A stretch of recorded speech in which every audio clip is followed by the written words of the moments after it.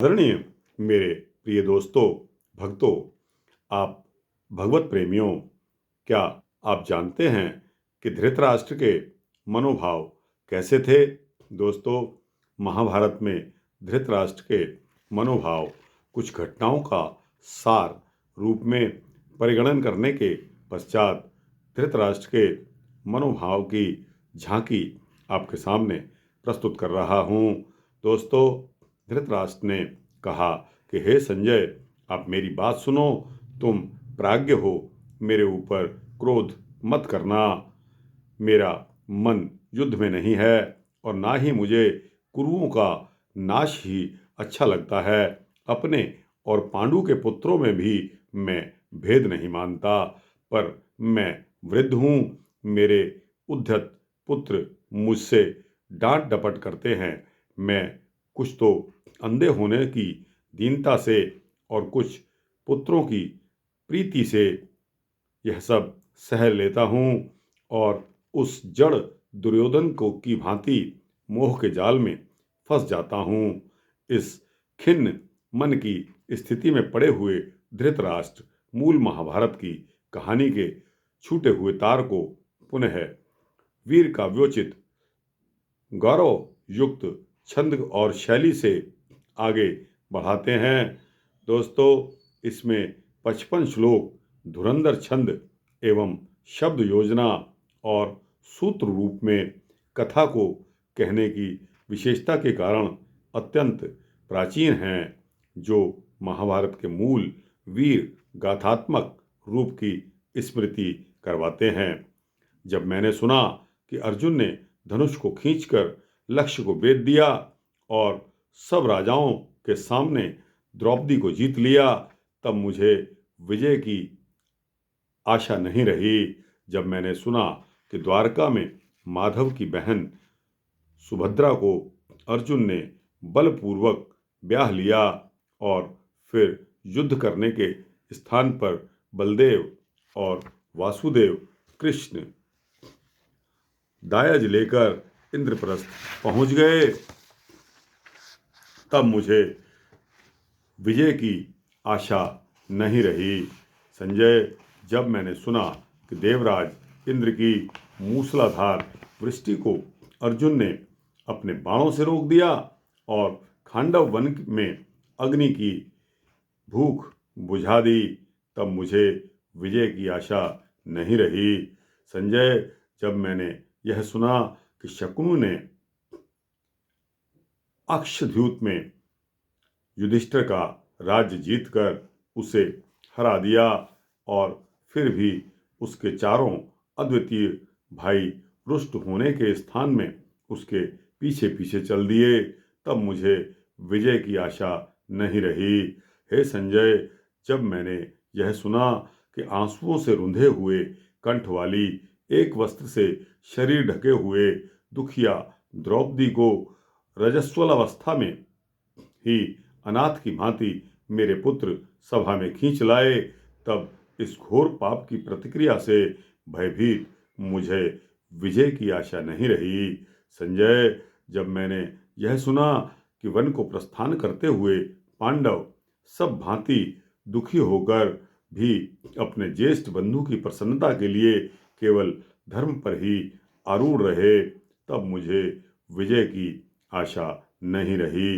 हे संजय, जब मैंने यह सुना कि सहस्त्रों स्नातक और भिक्षा भोजन करने वाले महात्मा ब्राह्मण युधिष्ठिर की भक्ति से खींचकर उनके मिलने वन में जा पहुँचे, तब मुझे विजय की आशा नहीं रही। हे संजय, जब मैंने सुना कि अर्जुन ने किरात रूपधारी देवदेव त्र्यंबक शिव को युद्ध में प्रसन्न करके पाशुपत महास्त्र प्राप्त कर लिया, तब मुझे विजय की आशा नहीं रही। हे संजय, जब मैंने यह सुना कि सत्य पर आरूढ़ धनंजय अर्जुन ने स्वर्ग में जाकर साक्षात इंद्र से भली भांति दिव्य अस्त्रों का अध्ययन किया, तब मुझे विजय की आशा नहीं रही। संजय, जब मैंने यह सुना कि भीम और अन्य कुंती पुत्र मनुष्यों से अगम्य देश में वे श्रवण कुबेर से जाकर मिले, तब मुझे विजय की आशा नहीं रही संजय। जब मैंने सुना कि कर्ण की सलाह मानकर मेरे पुत्र घोष यात्रा में गए और वहां पांडवों ने गंधर्वों के बंधन से उन्हें छुड़ाया, तब मुझे विजय की आशा नहीं रही संजय। इतना ही नहीं, जब मैंने सुना कि स्वयं धर्म यज्ञ का रूप धरकर युधिष्ठिर से मिले और उनके पूछे हुए प्रश्नों का उत्तर युधिष्ठिर ने समाधान कर दिया, तब भी मुझे विजय की आशा नहीं रही। हे संजय, जब मैंने सुना कि कौरवों के तगड़े वीरों को विराट देश में बसते हुए महात्मा अर्जुन ने अकेले ही मारकर भगा दिया, तब मुझे विजय की आशा बिल्कुल नहीं रही। जब मैंने यह सुना कि मत्स्य देश के राजा ने सत्कार के साथ अपनी पुत्री उत्तरा अर्जुन को अर्पित कर दी और अर्जुन ने अपने पुत्र के लिए उसे स्वीकार कर लिया, तब मुझे विजय की आशा नहीं रही। जब मैंने यह सुना कि सभी भांति निर्जित वन में गए हुए और स्वजनों से छूटे हुए युधिष्ठिर के रूप में भी 7 अक्षौहिणी सेना एकत्र हो गई, तब मुझे विजय की आशा नहीं रही संजय।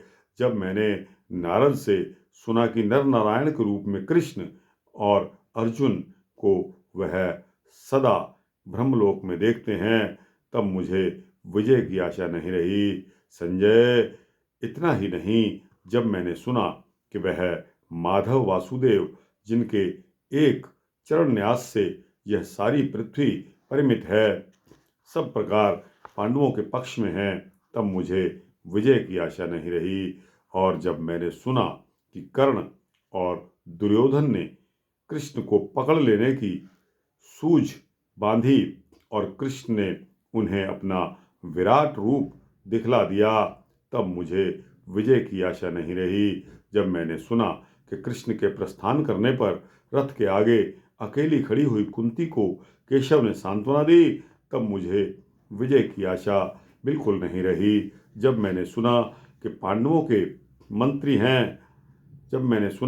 कि वासुदेव पांडवों के मंत्री हैं और शांतनु के पुत्र भीष्म और भारद्वाज गोत्र में उत्पन्न द्रोण दोनों उन्हें आशीर्वाद देते हैं, तब भी मुझे विजय की आशा नहीं रही संजय। जब मैंने सुना कि कर्ण ने भीष्म से कह दिया कि तुम्हारे युद्ध करने पर मैं युद्ध में सम्मिलित नहीं होऊंगा, और वह सेना को छोड़कर हट गया, तब मुझे विजय की आशा नहीं रही संजय। जब मैंने सुना कि कृष्ण और अर्जुन तथा अनुपम गांडीव धनुष में 3 उग्र शक्तियां एक साथ जुट गई हैं, तब मुझे विजय की आशा नहीं रही। जब मैंने सुना कि निषाद से भरकर रथ में बैठे हुए दुखी अर्जुन को कृष्ण ने अपने शरीर में विराट रूप का दर्शन कराया,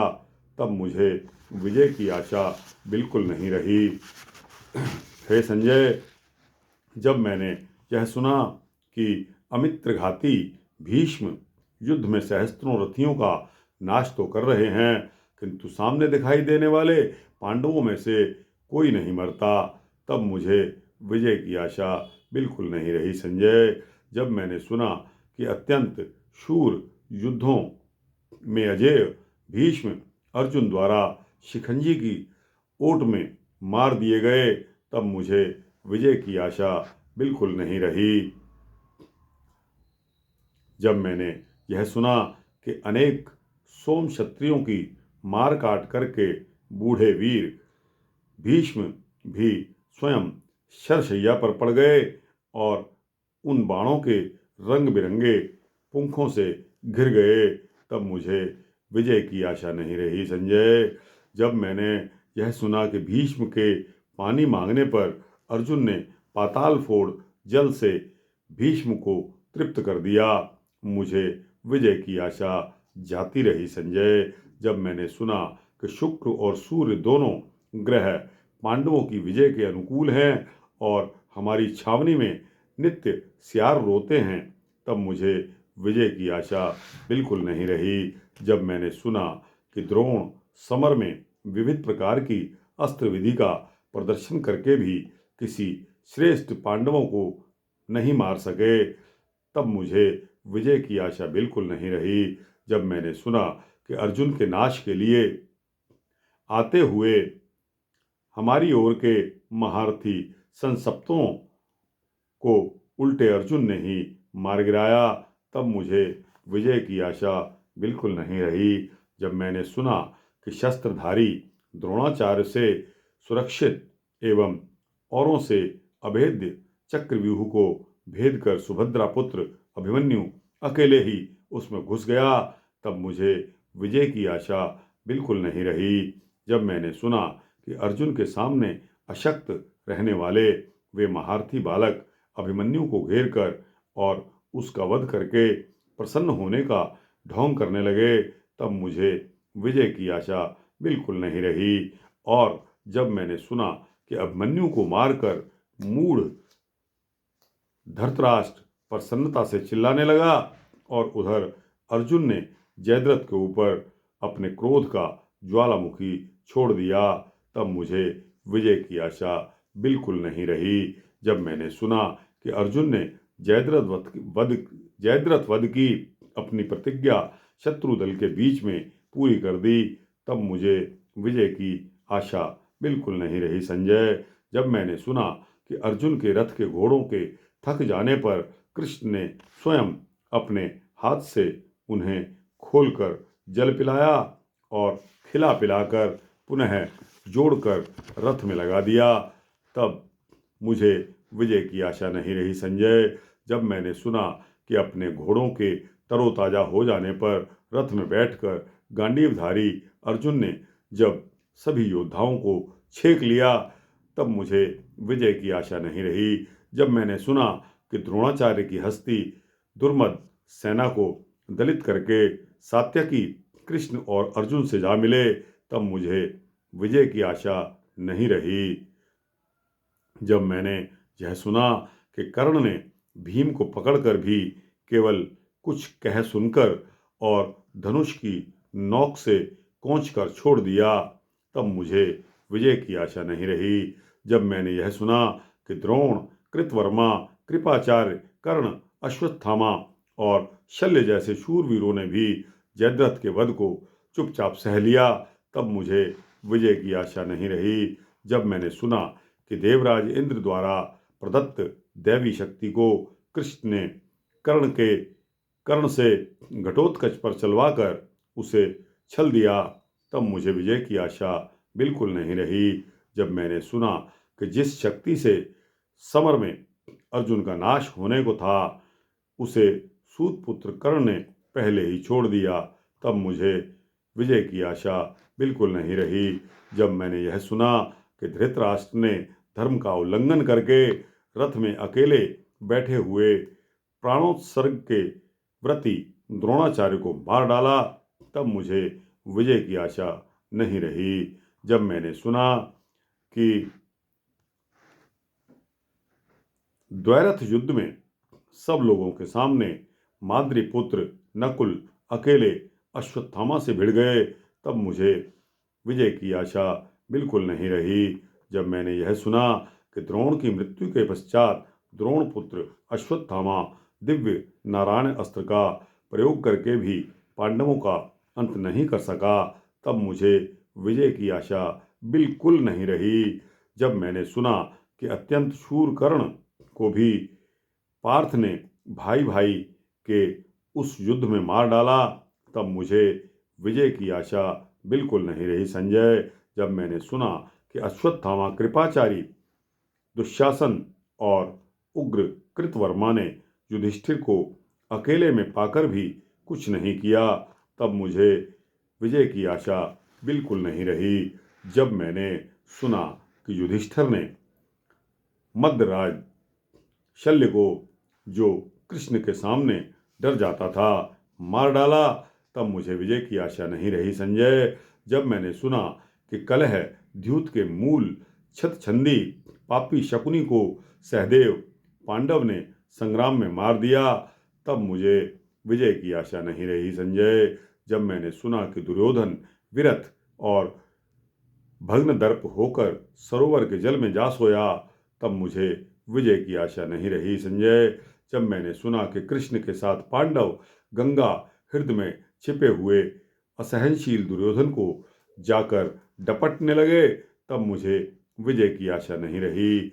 जब मैंने सुना कि गदा युद्ध में विविध पैंतरों से मंडल बनाकर लड़ते हुए दुर्योधन को कृष्ण की बताई युक्ति से भीम ने मार डाला, तब मुझे विजय की आशा बिल्कुल भी नहीं रही। जब मैंने सुना कि अश्वत्थामा आदि ने द्रौपदी के सोते हुए पुत्रों का वध करके बड़ा विभत्स और निंदित कार्य कर दिया, तब मुझे विजय की आशा बिल्कुल नहीं रही। जब मैंने सुना कि क्रुद्ध भीम से पीछा किए जाने पर अश्वत्थामा ने ब्रह्म शिरस अस्त्र को सींग के भीतर रखकर चलाया और गर्भस्थ पांडवों का नाश जैसा जघन्य कार्य किया, तब मुझे विजय की आशा नहीं रही संजय।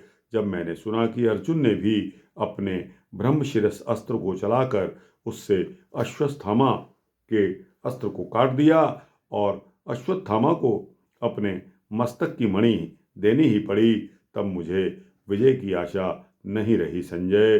जब मैंने सुना कि अश्वत्थामा ने उत्तरा के गर्भ में स्थित परीक्षित पर भी अस्त्र चला दिया और फिर भी व्यास और कृष्ण ने उसकी रक्षा कर ली, तब मुझे विजय की आशा बिल्कुल नहीं रही। हे संजय, युद्ध के परिणाम स्वरूप पुत्र पौत्रों से विहीन गांधारी और अपने पिता और भाइयों से विहीन बहुएं शोचनीय दशा को प्राप्त हुई एवं पांडु के पुत्रों ने दुष्कर कर्म करके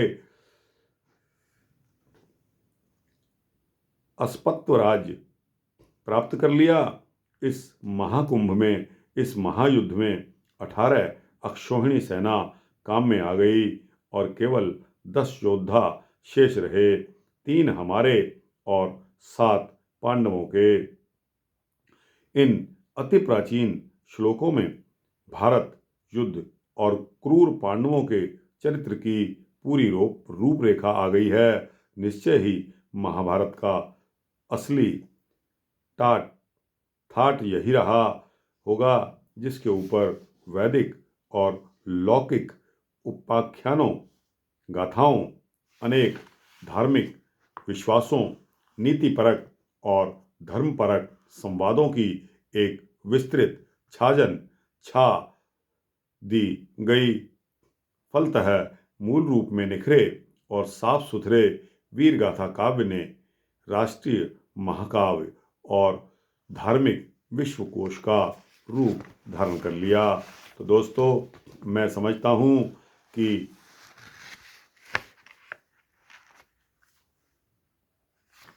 इस वृत्तांत के में संक्षिप्त महाभारत का पूरा स्वरूप धृतराष्ट्र ने वर्णित कर दिया है।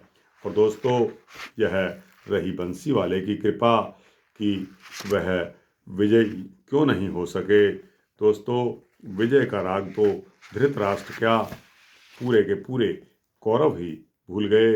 यह वृत्तांत यहाँ समाप्त होता है। दोस्तों, आपको कैसा लगा? अच्छा लगा हो तो इसको लाइक और शेयर करके अपने दोस्तों, भक्तों, जिज्ञासुओं को भेजना। इस चैनल को अगर सब्सक्राइब कर देंगे तो आपको इसी तरह के भक्ति वृत्तांत सूक्ष्म मिलते रहेंगे। जय श्री राधे कृष्णा।